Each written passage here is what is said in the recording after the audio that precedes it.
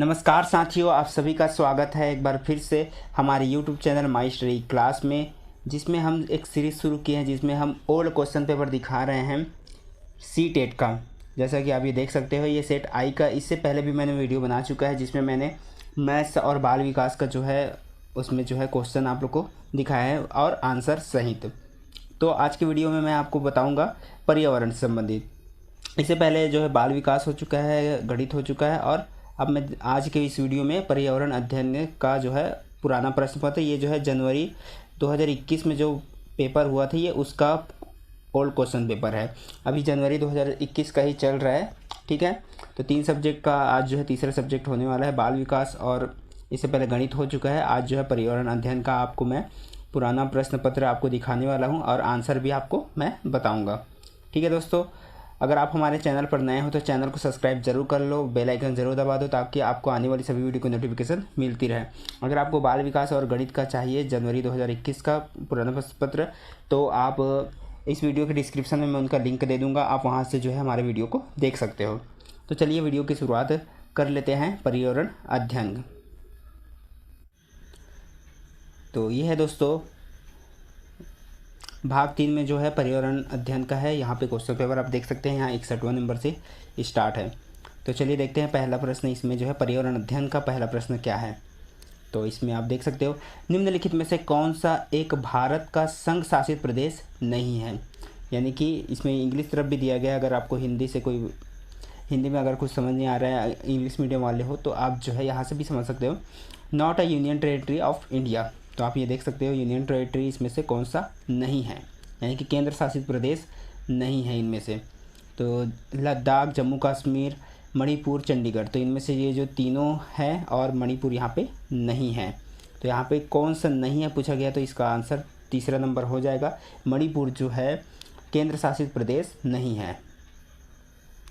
चलिए दोस्तों देखते जाओ आगे। 62वां नंबर है, निम्नलिखित से कौन से कच्चे तेल पेट्रोलियम के उत्पादक है। बॉम्बे हाई तथा पश्चिम बंगाल, असम और उड़ीसा, गुजरात और तमिलनाडु, और बिहार और बॉम्बे हाई। तो इनमें से आपको जो है पहचानना है कौन सा जो है निम्नलिखित में से कौन से कच्चे तेल पेट्रोलियम के उत्पादक है।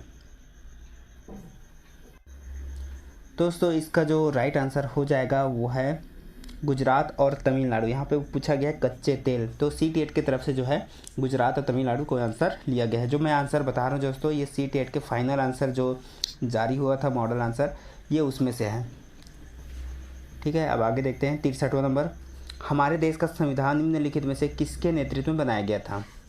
तो इसका जो राइट आंसर आपको दिख रहा होगा यहाँ पे, ऑप्शन को पढ़ने की ज़रूरत नहीं है, डॉक्टर भीमराव बाबा साहब अम्बेडकर, इनके जो है नेतृत्व में बनाया गया था। अगला देख लेते हैं 64वां नंबर, ये आप देख सकते हो, पौधों के लिए किए जाने वाले नीचे दिए गए कार्यों पर विचार कीजिए। पौधे को सहारा देना, ह्यूमस प्रदान करना, भोजन संचित या भंडारण करना, पानी और खनिजों को अवशोषित करना। इनमें से जो है आपको जड़ों के कार्य पहचानना है, ठीक है। तो 64 का जो है यहाँ पे चौथा नंबर यहाँ पे राइट आंसर हो जाएगा ए, सी और डी। पौधे को सहारा देना ये जड़ का काम है। उसके 80 भोजन संचित या भंडारण करना, ये भी काम है। और डी नंबर पानी और खनिजों को अवशोषित करना, ये भी जो है जड़ों के कार्य है। 65वां नंबर प्रश्न है, पोचमपल्ली भारत के दक्षिणी राज्य का एक कस्बा है जो सुंदरता से डिज़ाइन की गई चमकदार रंगों की पोचमपल्ली साड़ियों और विशेष प्रकार की बुनाई, जिसे भी पोचमपल्ली भी ही कहते हैं, के लिए प्रसिद्ध है। यह कस्बा अब किस राज्य का भाग है। कर्नाटक, केरल, तेलंगाना, तमिलनाडु। तो 65वां नंबर का जो है यहाँ पे आप देख सकते हो ये तेलंगाना का भाग है। 66वां नंबर है, निम्नलिखित में से खाद्य पदार्थों के उस समूह को चुनिए जिसके प्रत्येक सदस्य में लौह तत्व प्रचुर मात्रा में होता है। गुड़, आंवला, टमाटर, आंवला पालक गुड़, आंवला बंद गोभी टमाटर, बंद गोभी आंवला पालक। तो जो है अगर हम लौह तत्व यानी कि आयरन की बात करें तो हमको जो है यहाँ पे सेकंड नंबर यानी कि आंवला, पालक और गुड़, इन तीनों में आपको जो है लौह तत्व प्रचुर मात्रा में आपको मिल जाएगा। 67वां नंबर प्रश्न है, निम्नलिखित में से पक्षियों का वह समूह चुनिए जिसका प्रत्येक सदस्य हमारी तुलना में 4 गुनी अधिक दूरी की वस्तुओं को स्पष्ट देख सकने योग्य है। फाख्ता, कौवा, मोर, बाज, कबूतर, तोता, कौवा, चील, बुलबुल, बाज, चील, गिद्ध। तो इनमें से आपको पहचानना है कि कौन जो है हमारी तुलना में 4 गुना जो है अधिक दूर तक देख सकता है। तो इसका राइट आंसर हो जाएगा बाज, चील और गिद्ध। ये तीनों ऐसे हैं जो काफ़ी दूरी तक देख सकते हैं। 68वां नंबर प्रश्न है, नीचे दिए किस एक राज्य के ग्रामीण लोग अपने ढालू छत वाले लकड़ी के मकान मजबूत बांस के खंभों पर धरती से 3 से 3.5 मीटर की ऊंचाई पर बनाते हैं? ऑप्शन है राजस्थान, लद्दाख, असम, उड़ीसा। तो 68वां नंबर का जो है राइट आंसर है असम।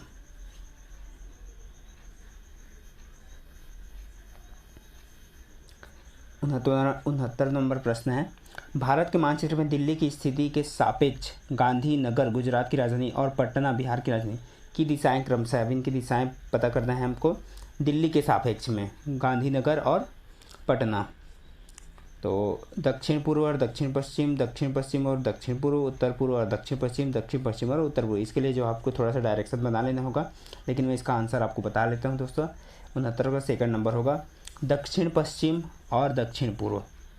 ठीक है, दक्षिण पश्चिम में आपको गांधीनगर मिल जाएगा और दक्षिण पूर्व में आपको पटना मिल जाएगा। ये दिल्ली के सापेक्ष में हो जाएगा।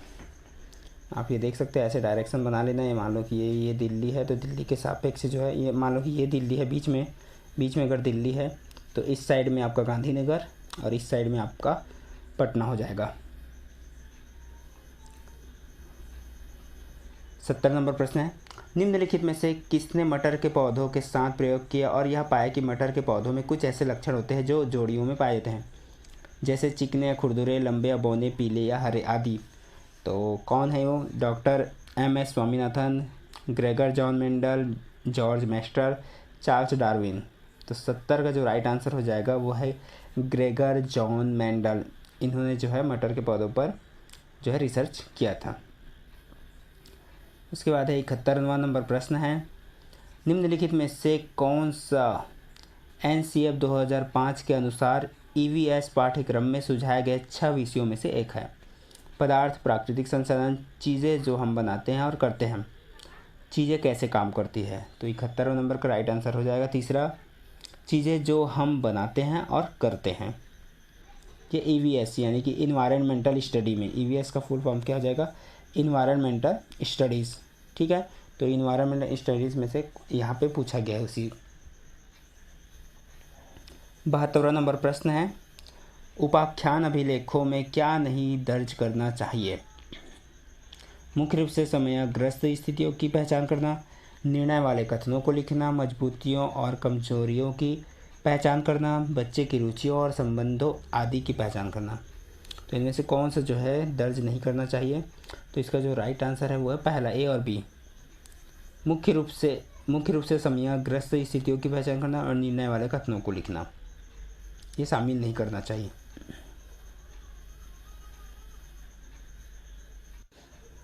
अब अगला जो प्रश्न है 73वां नंबर, आप एक एकीकृत EVS कक्षा के लिए कैसे योजना बनाएंगे? एक पाठ में 2 या अधिक विषय क्षेत्रों को मिलाएंगे, अलग योजनाओं में सभी विषयों को अलग करेंगे, विज्ञान और सामाजिक विज्ञान के लिए अलग अध्यापकों का प्रबंध करेंगे, पर्यावरण विज्ञान के लिए अलग अध्यापक का प्रबंध करेंगे। तो 73वां नंबर का जो है आंसर हो जाएगा वो है एक पाठ में 2 या अधिक विषय क्षेत्रों को मिलाएंगे। ये इसका राइट आंसर हो जाएगा।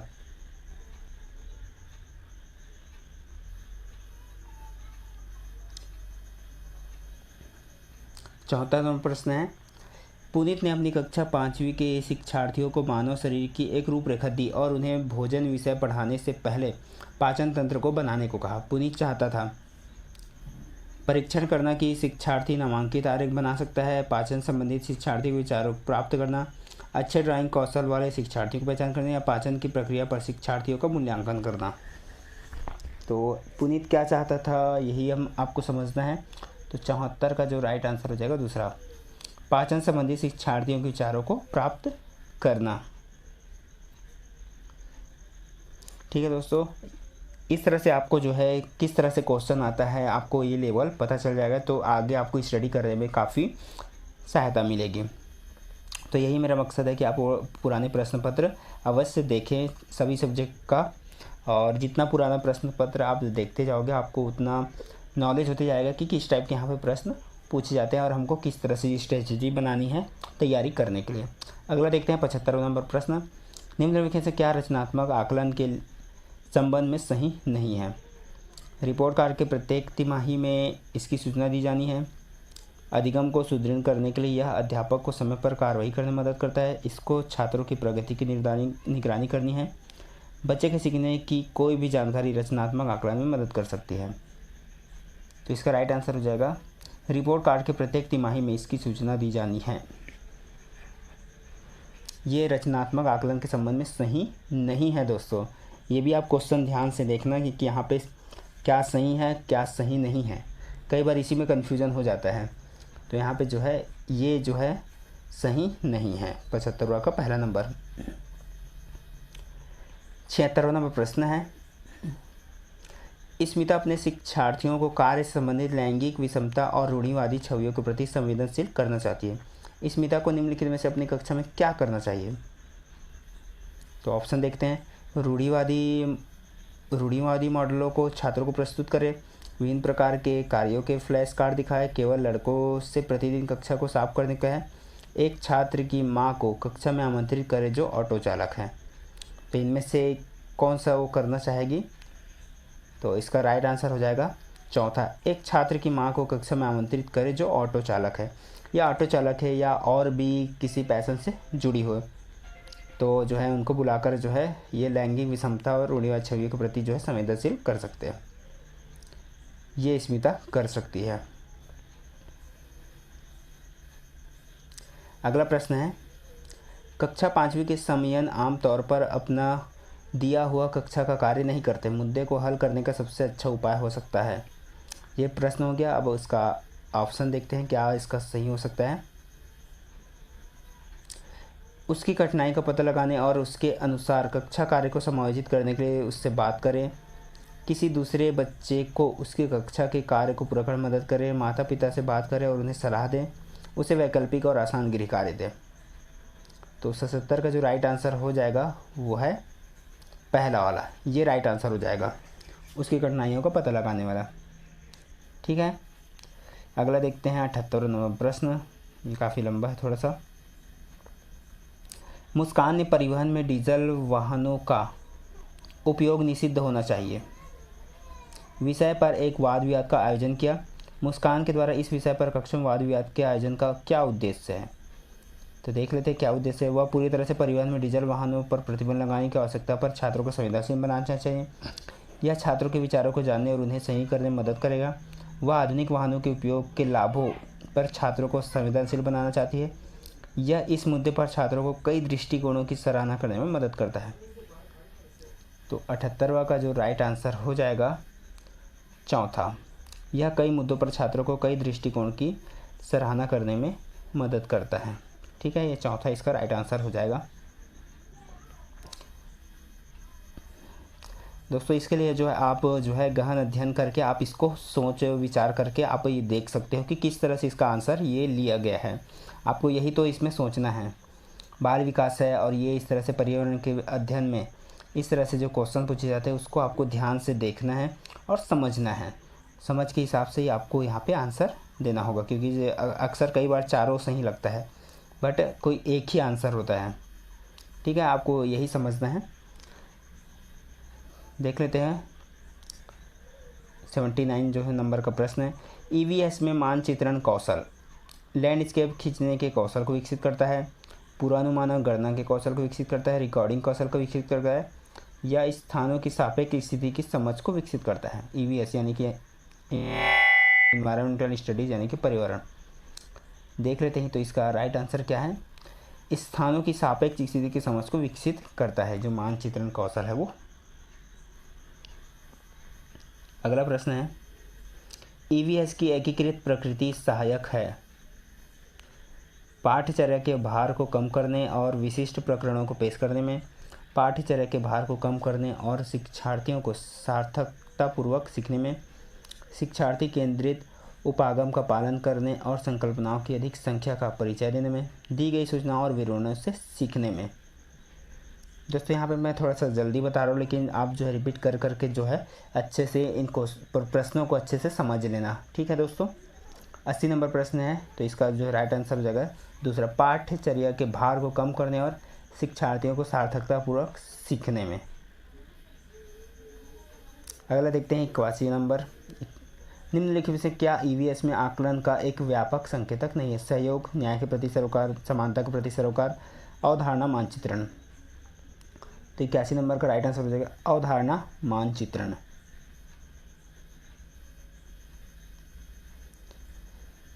बयासी नंबर जो है कुछ यहाँ पे लंबा दिया गया है, आप ये देख सकते हो। कुछ हज़ार साल पहले भारत में तालाबों के निर्माण के अल्बरीनी के अवलोकन के आधार पर कक्षा 5 के वीएस के पाठ्य पुस्तक में एक अनुच्छेद है। इस अनुच्छेद को शामिल करने का क्या उद्देश्य होता है? क्या उद्देश्य होगा यहाँ पे अल-बिरूनी के? यह इतिहास के स्रोतों की पहचान करने में शिक्षार्थी की मदद करता है, या शिक्षार्थियों को उनके अवलोकनों की रिकॉर्डिंग में सुधार कर मदद करता है, या शिक्षार्थियों को कुछ 1000 साल पहले भारत में मौजूद तकनीक की सराहना करने में मदद करता है, या शिक्षार्थी इतिहास में साक्ष्य की भूमिका की सराहना करने में मदद करता है। तो आपको पहचानना है कि ये क्या मदद करता है जो है।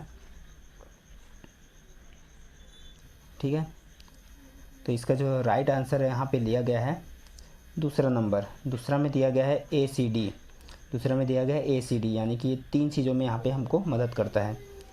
ठीक है, A, C और D। यह इतिहास के स्रोतों की पहचान करने शिक्षार्थी की मदद करता है, ये भी मदद करता है। और जो 1000 साल पहले तकनीक मौजूद था उसकी सराहना करने में मदद करता है। और यहाँ पे D नंबर। ठीक है, 82 का जो है यहाँ पे हम सेकंड नंबर चूज़ कर सकते हैं, यानी कि इसका जो है सेकंड नंबर आंसर लिया गया है। अगला देखते हैं 83वां नंबर। अपनी कक्षा में 50 से अधिक छात्रों के साथ वाणी उन्हें एक ऐसी गतिविधि में जोड़ना चाहती है जिसमें सीखने को बढ़ाने के लिए अधिकतम संख्या में इंद्रियां शामिल हो। निम्न में से कौन सा क्रियाकलाप उपरोक्त कार्य के लिए ठीक होगा? प्रश्न को आप ध्यान से पढ़ें, उसके बाद ऑप्शन को देखें, आपको आंसर आसानी से मिल जाएगा। दोस्तों, कौशलों के प्रदर्शन के लिए समुदाय से संदर्भ व्यक्तियों को आमंत्रित करना, समूह चर्चा को प्रोत्साहित करना, उचित AV साधन के लिए स्मार्ट कक्ष का उपयोग करना, नज़दीक के स्थान के लिए क्षेत्र भ्रमण का आयोजन करना। तो इसका जो राइट आंसर हो जाएगा वो है चौथा, नज़दीक के स्थान के लिए क्षेत्र भ्रमण का आयोजन करना। ठीक है दोस्तों, आप जो है थोड़ा सा बाद में थोड़ा इसके लिए दिमाग लगाते हैं, तुरंत नहीं लगेगा, स्टडी करना पड़ता है बार बार, फिर वो समझ आ जाएगा कि आप ये किस तरह से करना चाहते हैं।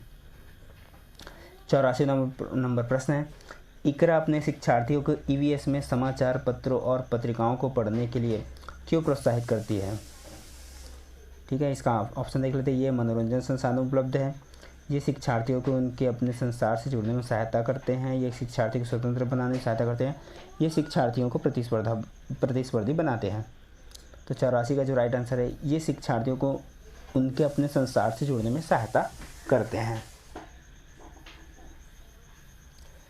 85 नंबर प्रश्न है, पर्यावरण अध्ययन में प्रश्न करने को एक युक्ति के रूप में उपयोग किया जाता है।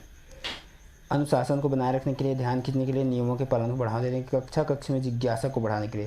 तो इसका जो राइट आंसर हो जाएगा चौथा, कक्षा में जिज्ञासा को बढ़ाने के लिए।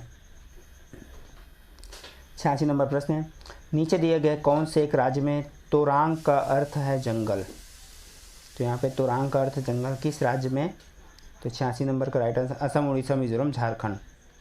तो 86 झारखंड में जो है तोरांग का अर्थ है जंगल, उनका वो लोकल लैंग्वेज होगा। ठीक है, 87 नंबर प्रश्न आप देख सकते हो, इसको आप थोड़ा सा दिमाग लगाओगे और बना के देखोगे तो आपको ये इसका आंसर आसानी से मिल जाएगा। यहाँ पे डायरेक्शन पूछा गया है कि वो किस डायरेक्शन पर है, आप एक बार क्वेश्चन यहाँ पे पढ़ सकते हो।